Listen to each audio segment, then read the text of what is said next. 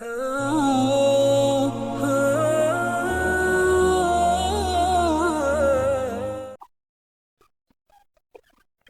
ونصلي على رسول الكريم اما بعد فاعوذ باللہ من الشیطان الرجیم بسم اللہ الرحمن الرحیم السلام علیکم ورحمۃ اللہ وبرکاتہ۔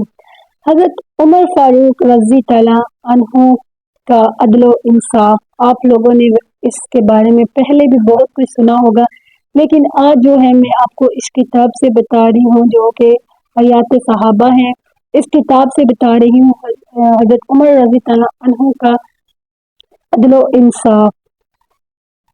حضرت شیبی رحمۃ اللہ کہتے ہیں، حضرت عمر اور حضرت ابی بن کعب رضی تعالیٰ عنہ کے درمیان کھجور کے ایک درخت کے بارے میں جھگڑا ہو گیا۔ حضرت عمر نے فرمایا، آؤ ہم آپس کے لیے فیصلے کو ثابت مقرر کر لیتے ہیں۔ چنانچہ ان دونوں نے حضرات نے حضرت زید بن ثابت رضی تعالیٰ عنہ کو اپنا سالک بنا لیا۔ یہ دونوں حضرت زید رضی تعالیٰ عنہ کے پاس گئے اور حضرت عمر رضی تعالیٰ عنہ نے فرمایا، ہم آپ کے پاس اس لیے آئے ہیں تاکہ آپ ہمارے درمیان فیصلہ کر لیں، اور امیر المومنین ہو کر میں خود آپ کے پاس اس لیے آیا ہوں، یہ انصاف ہو رہا ہے۔ حضرت عمر رضی تعالیٰ عنہ خود امیر المومنین ہے، لیکن اپنا فیصلے میں کوئی اپنی طرف بات نہ ہو جائے یا کوتاہی نہ ہو جائے، لیکن حضرت امیر المومنین جو ہیں اپنا فیصلہ لے کر حضرت زید کے پاس گئے ہیں۔ اب جب دونوں حضرت زید رضی تعالیٰ عنہ کے پاس اندر داخل ہوئے تو حضرت زید نے حضرت عمر خود اپنے بستر کے سرہانے بٹھانا چاہا، یوں کہ اے امیر المومنین یہاں تشریف رکھیں۔ حضرت عمر نے ان سے فرمایا، پہلا ظلم ہے جو آپ نے اپنے فیصلے میں کیا ہے، آپ نے اپنے فرق مخالف کے ساتھ بیٹھوں گا۔ اب حضرت امیر المومنین نے حضرت زید کا کہہ دیا کہ آپ نے مجھے اپنے ساتھ بٹھایا ہے، یہ پہلا ظلم ہے، یہ پہلی ناانصافی ہے، تو میں پہلی بات میں اپنے مخالف کے ساتھ بیٹھوں گا جس کے ساتھ میں آیا ہوں۔ حضرت عمر نے ان سے حضرت ابی نے اپنا دعویٰ پیش کیا جس کا حضرت عمر نے انکار کیا۔ حضرت زید نے حضرت ابی رضی تعالیٰ عنہ سے کہا کہ قاعدہ کے مطابق انکار کرنے پہ مدی علی کو قسم کھانی پڑتی ہے، لیکن میں آپ سے درخواست کرتا ہوں کہ آپ امیر المومنین کو قسم کھانے کی زحمت نہ دیں، اور امیر المومنین کے علاوہ کسی اور کے لیے یہ درخواست نہیں کر سکتا۔ حضرت عمر رضی تعالیٰ عنہ نے اس رعایت کو قبول نہ کیا بلکہ قسم کھائی۔ اب انصاف کا جو تقاضا دیکھیں کہ اگلے بندے صاف تقاضا کر رہے ہیں کہ حضرت امیر المومنین جو ہے وہ قسم نہ کھائے، لیکن آپ نے کہا کہ اس میں بھی کوئی یہ نہ ہو کہ انہوں نے قسم نہیں کھائی، تو آپ نے قسم کھا لی۔ حضرت زید رضی تعالیٰ عنہ صحیح قاضی تب بن سکتے ہیں جب ان کے نزدیک عمر ایک مسلمان کے برابر ہو۔ آپ نے فرمایا کہ آپ مسلمان تب ہو سکتے، آپ صحیح قاضی تب ہو سکتے ہو یا صحیح فیصلہ کرنے والے تب ہو سکتے ہو جب عمر آپ کے سامنے مسلمان کے یعنی ایک مسلمان دوسرے مسلمان کے برابر ہو۔ ابن عساکر نے اس قصہ کو شبی سے نقل کیا ہے اور اس میں یہ کہا ہے کہ کھجوروں کے ایک درخت کٹے پر حضرت ابی بن کعب اور حضرت عمر بن خطاب میں جھگڑا ہو گیا۔ اس پر حضرت ابی رضی تعالیٰ عنہ رو پڑے اور فرمایا، اے عمر کیا تمہاری خلافت میں ایسا ہو رہا ہے؟ حضرت عمر نے فرمایا، آؤ آپس کے فیصلے کے لیے کسی سالت یعنی کسی عدل یعنی کہ انصاف کرنے والے کو مقرر کر لیتے ہیں۔ حضرت ابی رضی تعالیٰ عنہ نے کہا، حضرت زید رضی تعالیٰ عنہ کو سالک بنا لیتے ہیں۔ حضرت عمر نے فرمایا، مجھے بھی پسند ہے۔ چنانچہ دونوں حضرات گئے اور حضرت زید کے پاس اندر داخل ہوئے۔ آگے پیچھے جیسی حدیثوں کا ذکر کیا ہے میں نے کہ کیسے حضرت عمر حضرت زید کے پاس گئے اور حضرت ابی زید کے پاس گئے۔ حضرت زید بن اسلم رضی تعالیٰ عنہ کہتے ہیں، حضرت عباس بن ابو مطلب رضی تعالیٰ عنہ کا ایک گھر مدینہ منورہ کی مسجد کی نبوی کے بالکل ساتھ تھا۔ حضرت عمر نے اسے مسجد میں شامل کرنا چاہا تو حضرت عباس رضی تعالیٰ عنہ سے فرمایا آپ یہ گھر میرے ہاتھ بیچ دیں۔ حضرت عباس نے انکار کر دیا اور حضرت عمر نے کہا آپ یہ گھر مجھے ہدیہ کر دیں، وہ بھی ناز زمانے میں۔ پھر حضرت عمر نے کہا آپ خود ہی گھر مسجد میں شامل کر دیں، تو پھر بھی تیار نہ ہوئے۔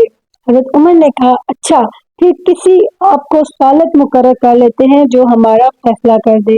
انہوں نے ابی بن کعب رضی اللہ عنہ کو مقرر کیا۔ یہ دونوں حضرات اپنا مقدمہ کے لیے پاس لے گئے۔ حضرت ابی رضی اللہ عنہ نے حضرت عمر رضی اللہ عنہ سے کہا میرا فیصلہ یہ ہے کہ آپ ان کی مرضی کے بغیر ان سے یہ گھر نہیں لے سکتے۔ حضرت عمر نے ان سے پوچھا آپ کو یہ فیصلہ اللہ کی کتاب یعنی قرآن میں ملا ہے یا حضور کی حدیث میں؟ انہوں نے کہا حضور پاک صلی اللہ علیہ وآلہ وسلم کی حدیث میں ہے۔ حضرت عمر رضی اللہ عنہ نے پوچھا وہ حدیث کیا ہے؟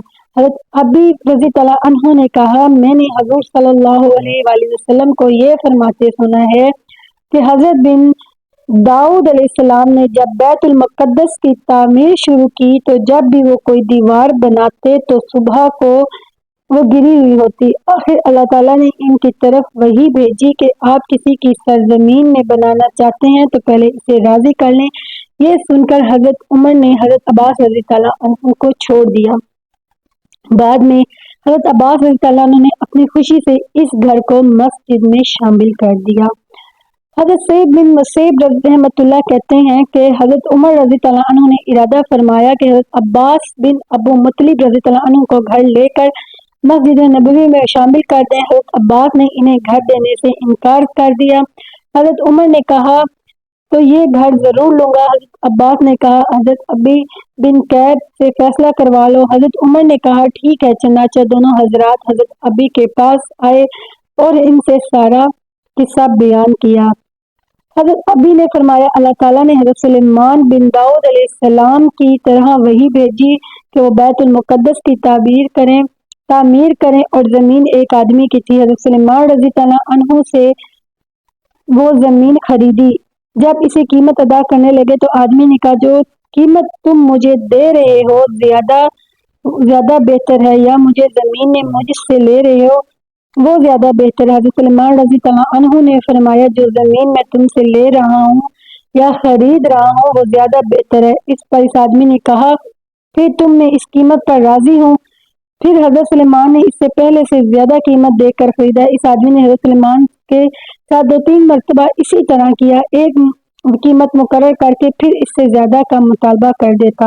آخر حضرت سلیمان نے اس پر یہ شرط لگائی کہ تم جتنی قیمت کہہ رہے ہو اتنے میں خرید لوں، لیکن تم بعد میں نہ پوچھنا کہ زمین پر قیمت میں کون سی چیز بہتر ہے۔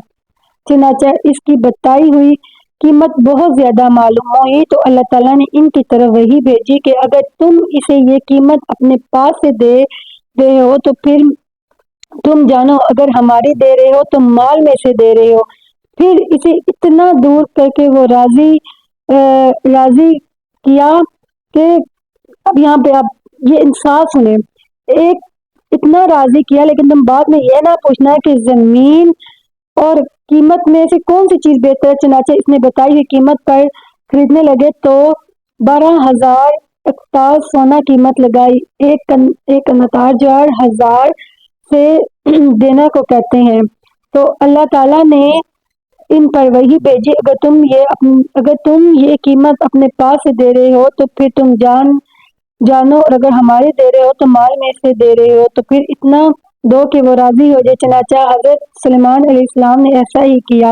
پھر ابی نے فرمایا میرا فیصلہ ہے کہ حضرت عباس اپنے گھر کا زیادہ حقدار ہے، اگر ان کا گھر میں شامل کرنا ہے تو پھر وہ جس طرح راضی ہوں انہیں راضی کیا جائے۔